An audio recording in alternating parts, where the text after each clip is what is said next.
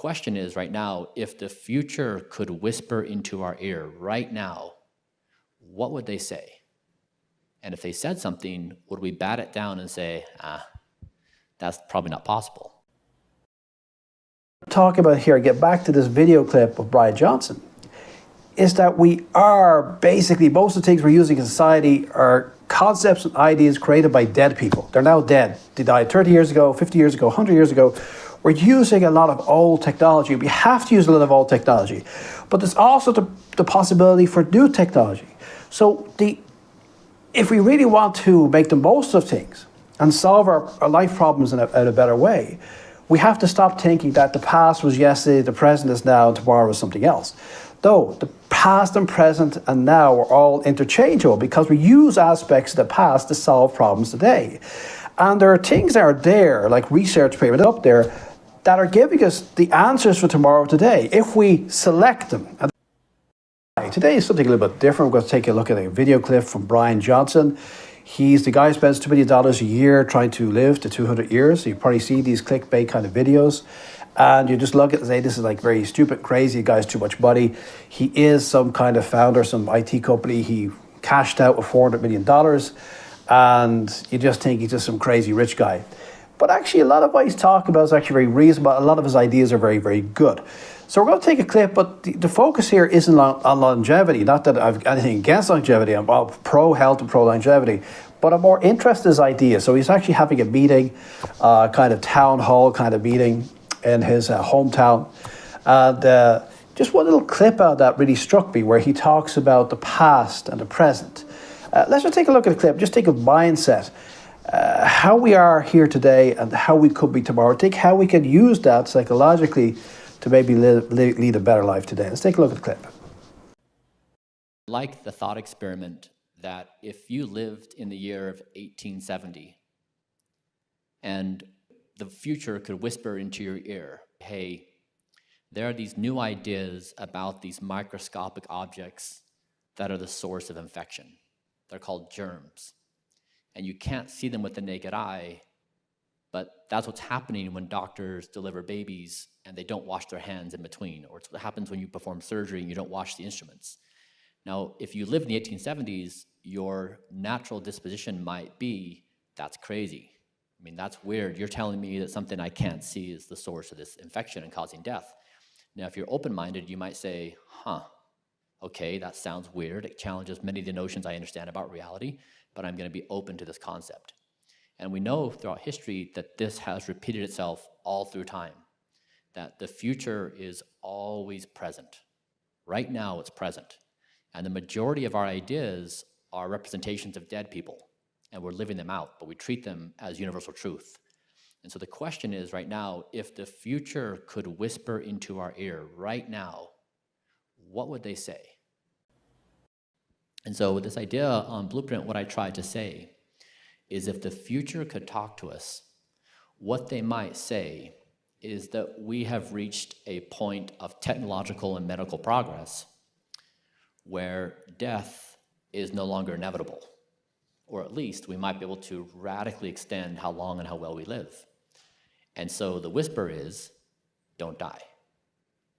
Above all things, don't die.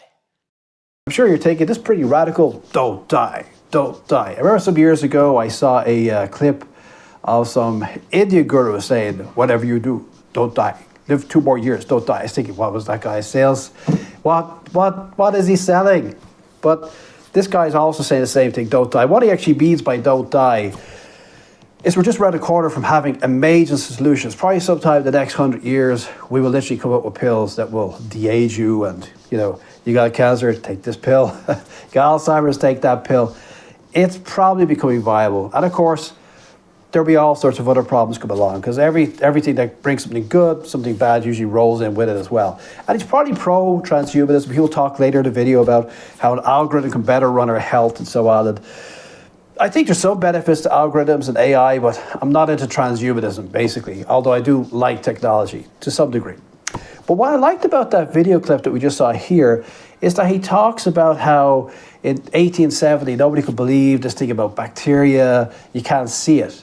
And then he talks about how the future is always present. There's lots of ideas that will be common 30 years from now are already here today, where we're not seeing them. And that we're actually living out the ideas of dead people. That we're living out the ideas that somebody had some great idea 50 years ago, 100 years ago, 200 years ago, and it creates the very fabric of our society.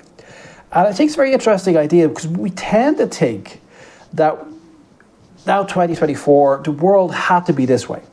We couldn't have been more successful, we couldn't have been less successful. It's inevitable. And the reality is, when you look at history and technology and all that stuff, and human endeavor, nothing is written in stone. Nothing is inevitable. Nothing is guaranteed. And I think it's a really, really interesting concept he has, is that you could just capture the future and bring it into your present if you're open to it. I think that's very, very good, because this channel is all about using your mind. And really, you know, there is this quotation that apparently people put down as Einstein, but then people say it wasn't Einstein, but it's still a good quotation, which is, you cannot solve today's problems with the mindset that created them. Now, maybe Einstein said it, didn't say it. Apparently, he said something around those ideas that people just put this quote that it sounds good. But still, the good thing is that if you think in terms of a problem, what is a problem? A problem is a situation that needs some action, but I don't know what the appropriate action is. And it becomes a problem because I do not know. And then I solve the problem. Okay, that's problems and problem solution. We all know that. But the reason I can't solve the problem is that either I don't have enough data, or my mindset is wrong, or it's data and mindset. That's basically the cause of all problems. Either I don't know, I don't have enough information on me, or I don't have the right mindset to deal with it, or a bit of both. So when we get enough data, and when we shift our mindset, we solve the problem. And so the solution is always before us. I remember seeing Arnold Schwarzenegger some years ago talking, positive thinking thing. He was saying that, for every problem, there's a solution. I think it's a nice idea. For every problem, there's a solution. We live in a world of dualities. If there's black, there's white. If there's rich, there's poor. If there's problems, there's solutions. So mindset is everything. You're living a reality based upon your mindset. So I just want to show you a quick little picture of an automobile. And you might be saying, I have no interest in automobiles. But let's just look at it from a historical point of view, and how the world that we're living in is in many ways a world of the past, as well as a world of the present, a world of the future. We just have this rather silly idea based upon how our mind is structured, that what happened yesterday is the past, what's going to happen tomorrow is the future, and I'm in the now, and not realizing how everything is kind of intermingling when we think about it. Let's just take a quick look at this picture on this slide. Okay, this is a car technology through the ages. I used to love cars when I was a kid. And what I thought was interesting, it struck me one day that the cars we're driving today have a bunch of stuff on them that goes back many years. Let's take a quick look at this. Not going to get too technical, but just quick. The first car was invented in 1886. Okay. So then we have here in 1908 the Ford Model T. Electric ignition, the starter motor of your car, your bike, 1911. So that means that when you press the starter button or twiddle the key, that's 113-year-old technology right there. The coil spring suspension, which cars still have to some degree today, 1934, 90 years old, okay? The car radio, 1930, that's like 96 years ago, the first car radio. The cigarette lighter was introduced in 1921. That's 103 years ago. So when you're in your car now, your suspension is basically 90 odd years old. Your ignition is 110 years old or something. The car radio is 90 plus years. The little cigarette thing, I don't know if you still have them, was 90 years old. Car keys, 1949, so that's about 80 years or so. The power steering, 1951, which is 70 odd years or more, is it? Like 50, 70 odd years ago. Air conditioning, 1953. 71 years ago, we got air conditioning in cars. 1958, we got cruise control. That's like 60 odd years ago. 1959, seatbelts. Seatbelts to your cars, 40, 41, 65 years ago. Anti-lock brakes, 1971. That's like 53 years ago. The cassette tape recorder, that's about 50 years of age. Intermittent wipers, boop, boop, boop, boop, boop, boop. Like that's like, basically about 50 years old. Electric windows, 1960s, 50 odd years old.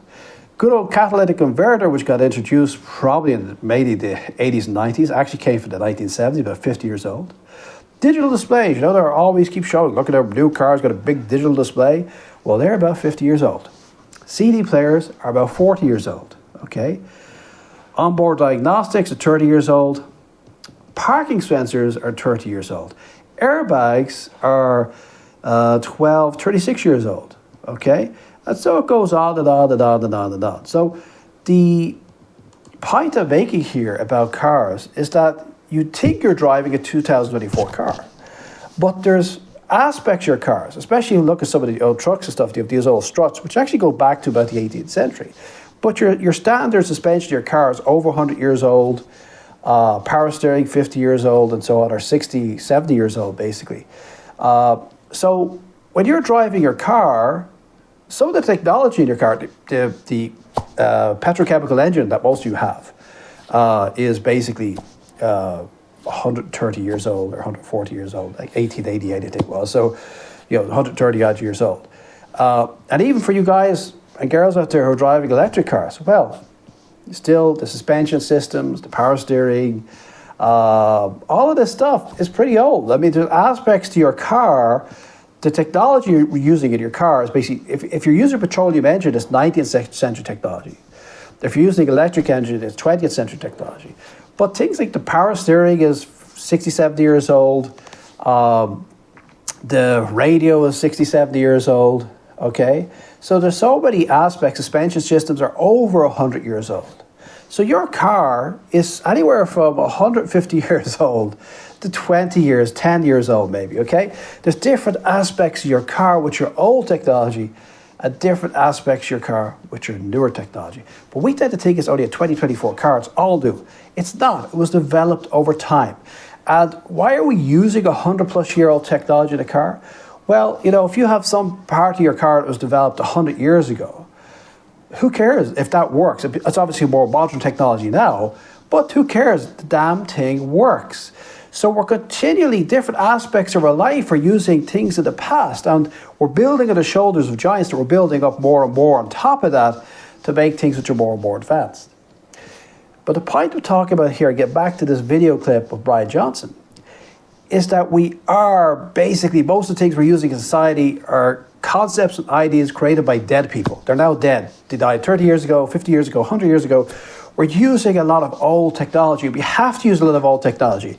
But there's also the possibility for new technology. So if we really want to make the most of things and solve our life problems in a better way, we have to stop thinking that the past was yesterday, the present is now, and tomorrow is something else. No, the past and present and now are all interchangeable because we use aspects of the past to solve problems today. And there are things that are there, like research papers. That's why this guy's really talking about research papers and so on coming up there that are giving us the answers for tomorrow today. If we select them, and that's what he's trying to do obviously with longevity, rather than waiting 100 years, why not select stuff now and promote it and brand it? Because this guy's obviously a billionaire, or maybe not billionaire, but worth hundreds of billions of dollars. And he got there by marketing, branding. Anybody who made a lot of money got there by marketing, branding. So why not get the good stuff from market and brand it today? And I would say, how do I put that back to my life? That, okay, I'm not going to spend $2 million a year on longevity, but how am I going to use it in my life? And maybe not for longevity, just for life in general. How can I take concepts from this, which is good? Basic concept you have to take is that past, present, and future are actually intermixed. A lot of the things you're doing in your life today are old ideas that you had. And a lot of the lifestyle that you're living is old ideas that people came up with. Some of it is very good. Some is not so good. Some things that we dropped, we should actually go back and pull them back out. We threw the baby out with the bathwater. And by the same token, there's probably lots of good things in your life that you aren't pulling into the present now. Things that you're thinking, that would be a good idea if I did this. That would be a good idea. I must get around to writing that book. I must get around to doing that course. I must get around to living that lifestyle. Why not live it today? Why not take those concepts and ideas which are kind of around there that you could possibly use and pull them into your life today? So that's what I take for this clip. I think it's very useful. We are surrounded by history, and we're surrounded by the future. And if you don't like what's there or you want more efficiency, then strive towards getting something new and adding that into your life. Okay, so that's what I want to talk about today. Hope you liked the video. Just get you thinking about different ways, because to solve our life problems and live at a higher level, as long as we're living in the way we have been living for decades and hundreds of years, everything's all problematic, everybody fighting each other, we can find new ways forward both for ourselves and for society, and not just with technology, but also with how we live our lives and quality of life. So hope you liked the video. Please like and subscribe. If you do, I'll talk to you next time.